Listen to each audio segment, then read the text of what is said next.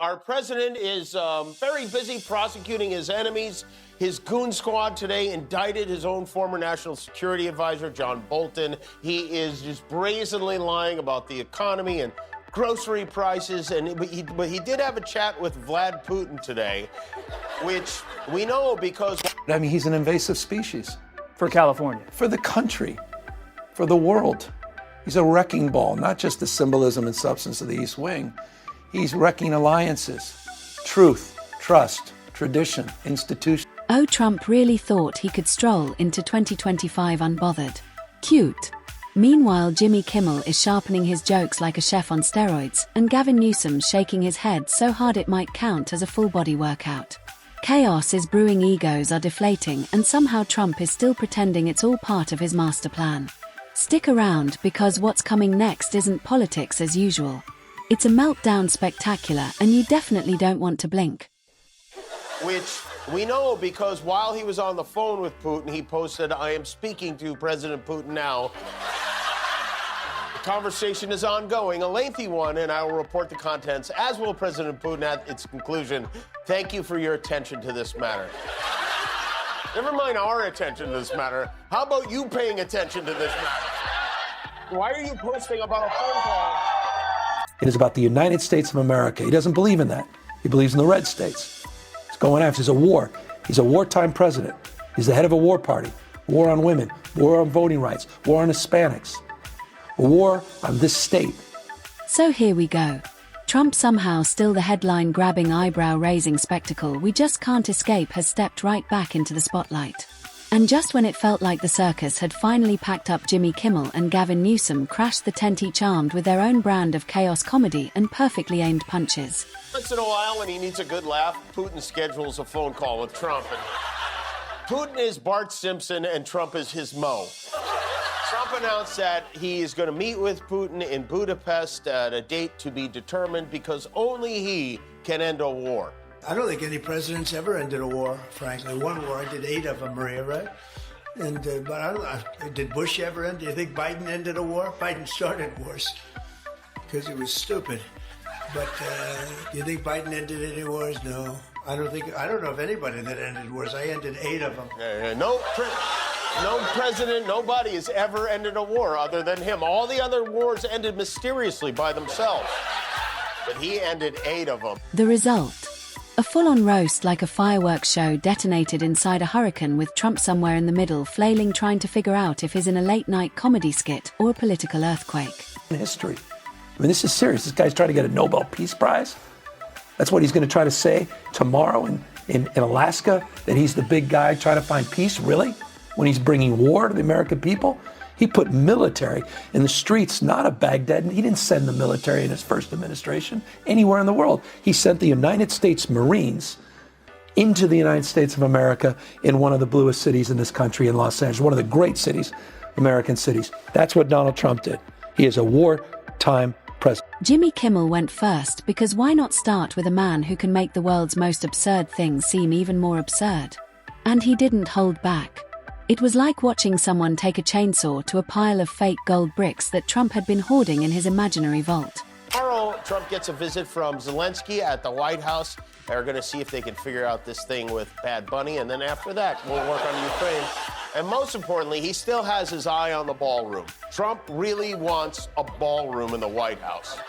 Said the reason we don't have one already is because we've never had a real estate person as president, but now we have Blob Vila running the show, and we're going to have one. Last night, Trump hosted a fundraising dinner for his big, beautiful $200 million wedding venue.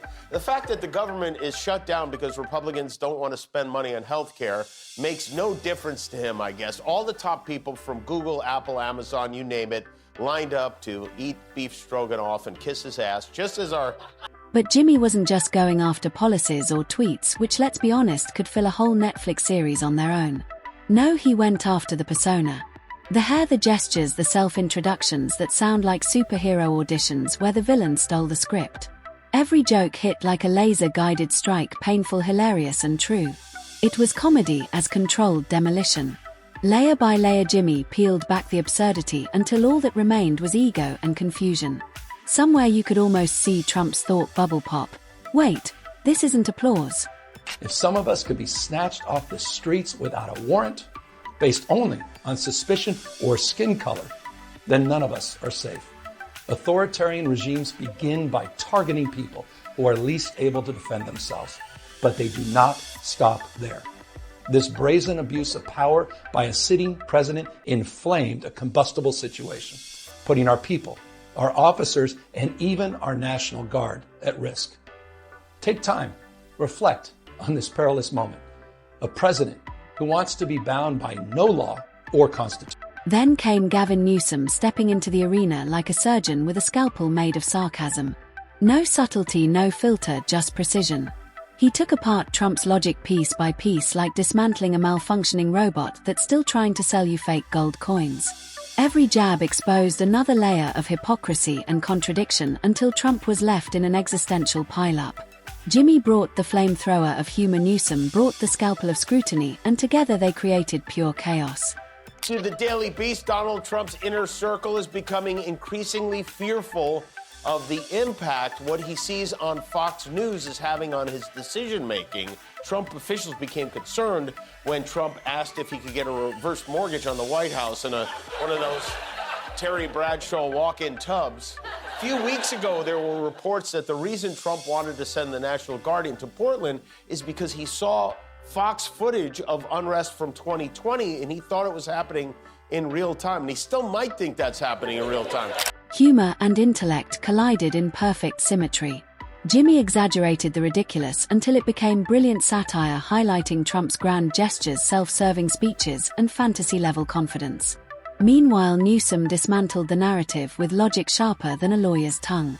Watching both was like seeing two artists paint the same portrait, one in neon, one in X-rays, and both somehow revealed the same truth. Said this from day one. He's weakness masquerading as strength. He's increasingly acting deranged, unhinged. I mean, you saw that 39-minute curious exhibit of just narcissism at another level, where people had to sort of stare at dear leader as he was dancing or zoning out. I mean, this is a profound and remarkable moment, and I think he's not meeting that moment. I think he's increasingly concerned about his own candidacy himself, and he's going back to these safe places. I think it was a seventh or eighth grader that called me new scum. Now it's a 78-year-old.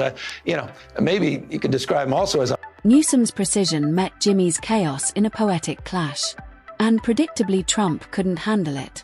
Confused, defensive, and wildly performative, he only added fuel to their fire. Every reaction became more material.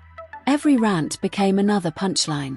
The internet turned it into a cultural feast, proof that sometimes the best comedy writes itself and the best exposure needs no permission.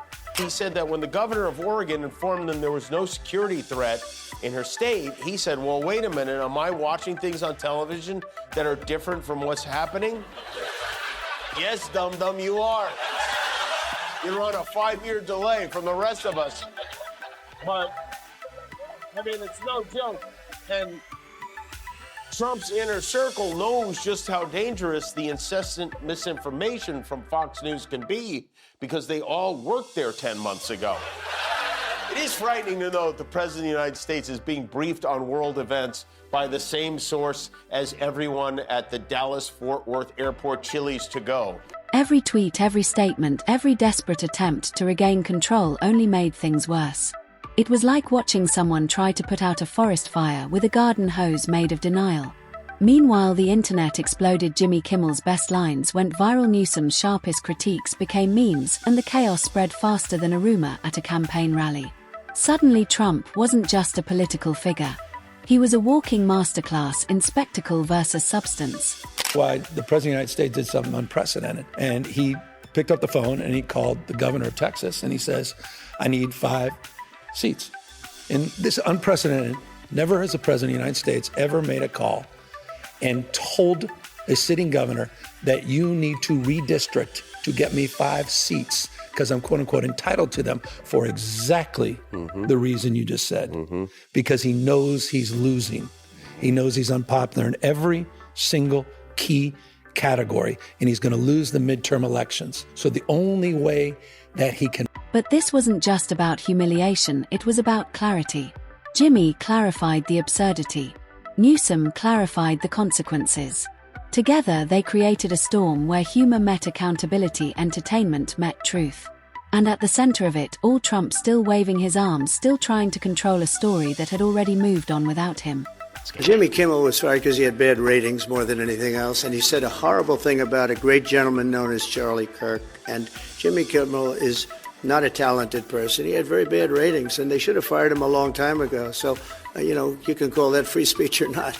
He was fired for lack of talent. He's an incompetent governor. Look at the job he's doing in California. He's destroying one of our great states. And if I didn't get involved, if we didn't bring the Guard in, and we would bring more in if we needed it, because we have to make sure there's going to be law and order. I think his primary crime is running for governor because he's done such a bad job. And yet Trump somehow remained the centerpiece, the subject, the spark, and the punchline. Jimmy Kimmel and Gavin Newsom didn't coordinate, but their combined impact was undeniable. One brought laughter, the other brought logic, and together they stripped the spectacle bare. The message: ego can't outrun humor. Absurdity can't hide from scrutiny.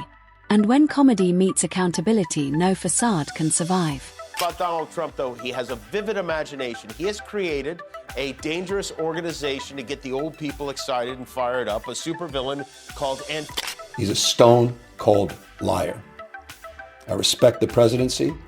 I've tried to have an open hand with him, tried to work with him. You can't work with Donald Trump. You can only work for him. And I refuse to work for Donald Trump. Just when it seemed the show had peaked, the internet turned it into an art form.